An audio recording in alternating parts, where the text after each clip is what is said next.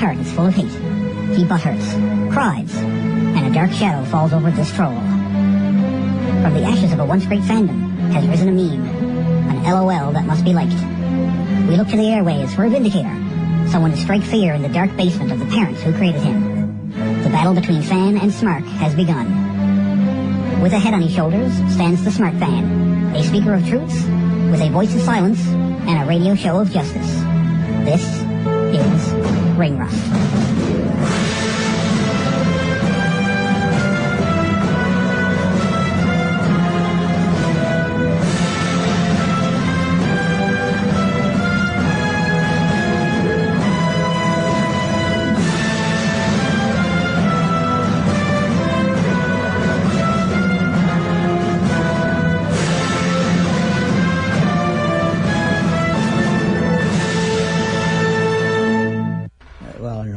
But, as I am wont to do, at least recently, when a show is on the night of an episode of Ring Rust, I just say, okay, well, I'll preview it the week before then, because it will give you time to listen to the show in podcast form, if that's how you're listening to it. It gives you the whole week to listen to my previews of it. Mine are in first, I guess. They may add another match. They have 5 matches. NXT Takeover shows, generally speaking, don't have a lot of matches, but it's approximately a 2-hour show. So they do squeeze a lot of wrestling into that amount of time, and 5 matches is pretty good for a 2-hour show.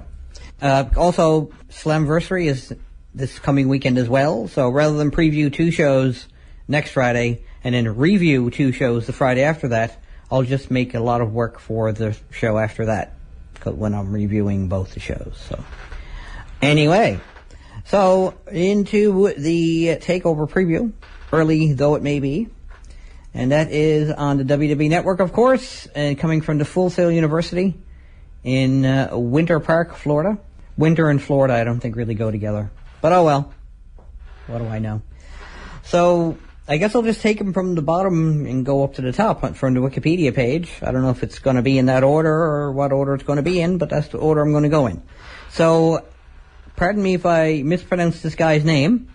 Andrade Cien Almas will be taking on Ty Dillinger in a singles match. I predict that Andrade is most likely going to win in his debut. Is this his debut match on the WWE Network, a special event? That's, oh well. I imagine he's going to win, and Ty Dillinger is just going to be there to, help get him over. And, well, not going to complain, I guess. We'll see what the guy has. You are listening to Ring Rust Redux on Jabronology TV.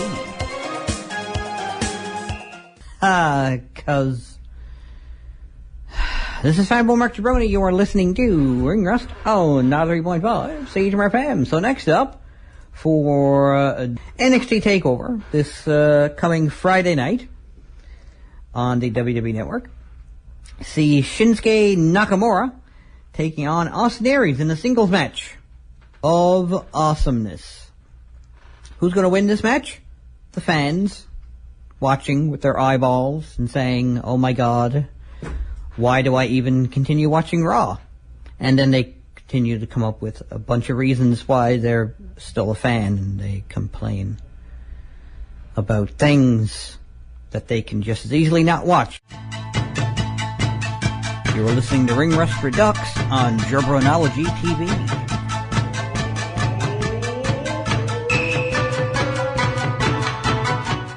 And, oh God,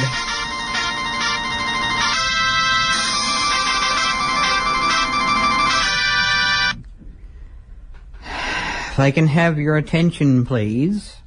The world's longest radio show running gag is now... Anyway. So, I just received an email from the ridiculous Ring Rust general manager. Speaking of your friend Mike, where is he? Oh, yeah. He texted me, because during the week, this past week, he posted on Facebook saying, hey, I'm up and looking to hang out with someone. Anyone want to chill or anything? And I was apparently the only one to respond, so We hung out for a while. We drove around rather aimlessly.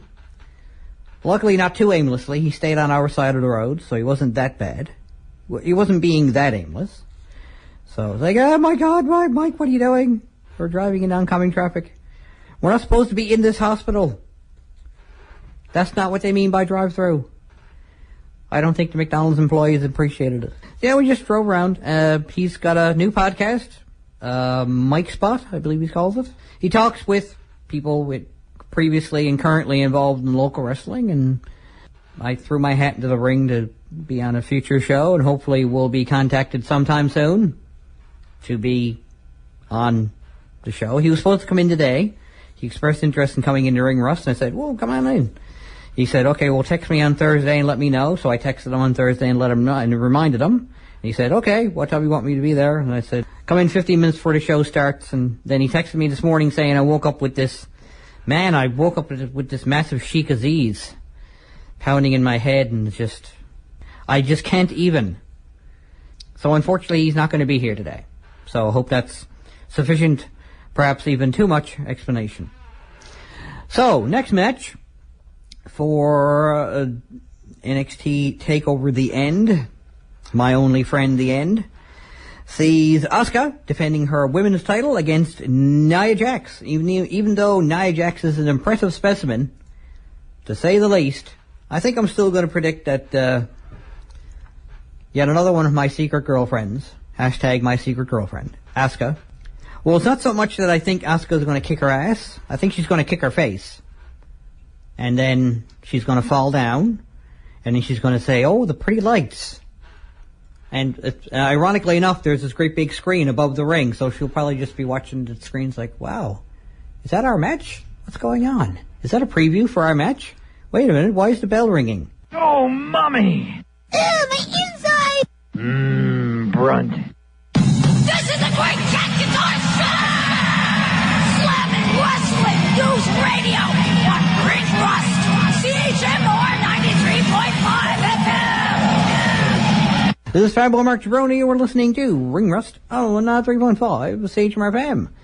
So, next up for NXT TakeOver, The End, this coming Friday, actually, on the WWE Network, sees American Alpha, Jason Jordan and Chad Gable, defending the NXT Tag Team Championships against The Revival, Scott Dawson and Dash Wilder. They kind of just won the titles on the previous TakeOver, so I don't think they're really going to lose them just yet. They've defended them a few times. I think they're still going to hang on to them for a while, though. They seem to be taken off a little bit, too, so it seems giving them the titles is giving them a little bit of a bump in popularity, so good on them. Hope they keep it up. I do predict that they're going to successfully defend their titles, so let's see how it works out.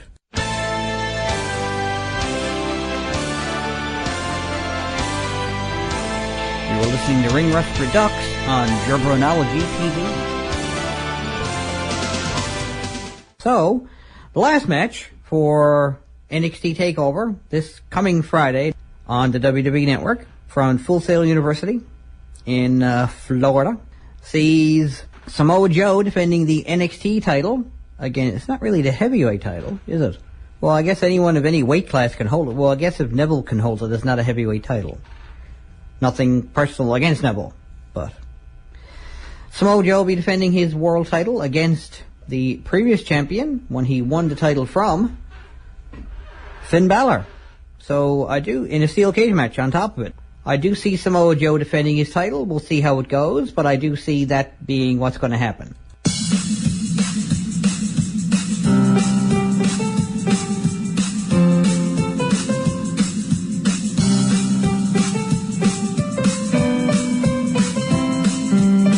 Like me on Facebook, tinyurl.com/ringrust. Follow me on Twitter @MarkJabroni. And subscribe to Jabronology TV, youtube.com/fanboymarkjabroni.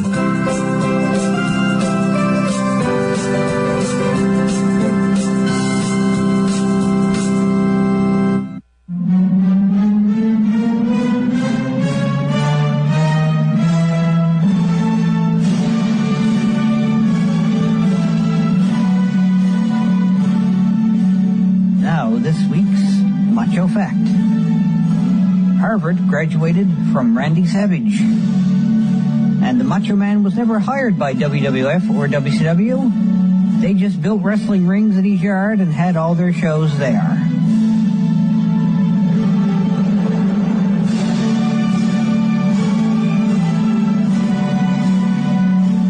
So if you want to follow along the story I'm about to read from, pop on over to the Ring Rust Facebook page. Click on like if you haven't already. Filed under You Won't Catch Me Complaining, Natalya versus Charlotte for the WWE Women's Championship at Extreme Rules was supposed to be a long submission match, but they were cut back to 8 minutes, and it ended up going to 9.5. So I wonder what a long submission match would have been for them. Not really complaining, like I said in the You Won't Catch Me Complaining. It was a enjoyable match with some very talented lady wrestlers. Very talented wrestlers, really, I suppose, without quantifying that they were lady wrestlers. But all in all, it was entertaining and punch-tastic and submissionary, I don't know, what kind of made-up word I want to come up with, match. So, yeah. You're listening to Ring Rust Redux on Jabronology TV. This is Fanboy Mark Jabroni. You are listening to Ring Rust on 93.5 CHMR FM. So if you want to follow along the story I'm about to read, pop on over to the CHMR's Ring Rust Facebook page. Click on like if you haven't already. TMZ recently reported that Rob Van Dam and his wife Sonya Saskowski, known to wrestling fans as SVD over the years, are getting divorced after 17 years of marriage. Sonya filed divorce papers in Los Angeles, citing irreconcilable differences. The couple actually split back in December.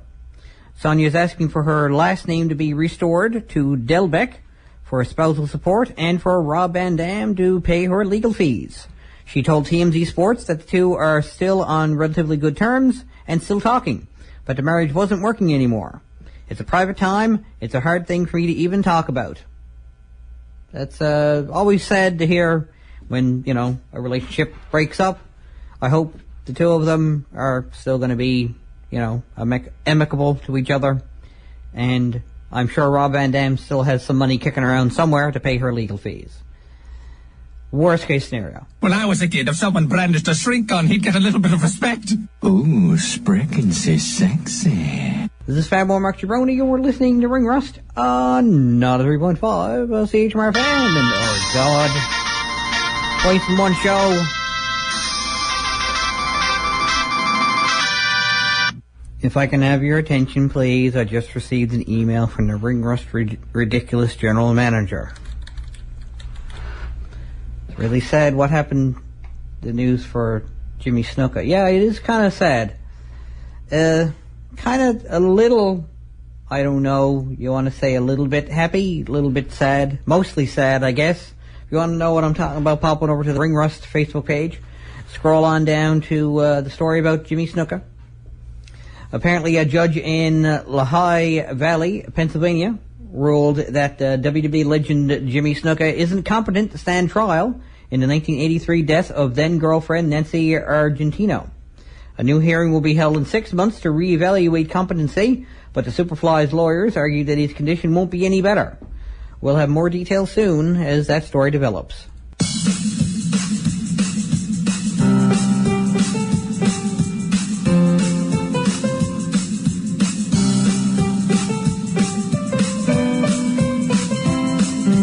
Like me on Facebook, tinyurl.com/ringrust. Follow me on Twitter @MarkJabroni, and subscribe to Jabronology TV, youtube.com/fanboymarkjabroni.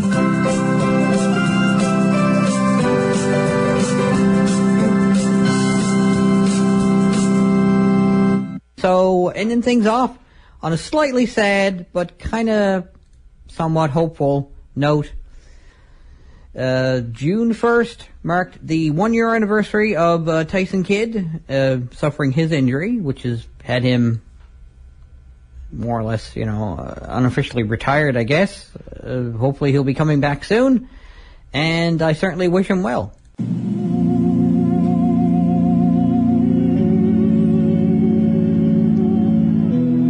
That's it for another show, kiddies. Check me out on Facebook, where you can keep track of all the news that's right on the mark, from around ringside to the latest concerts.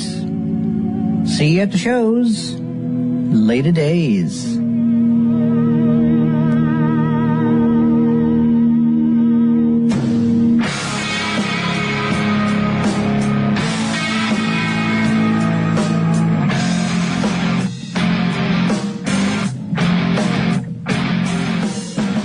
This is 93.5 CHMR FM.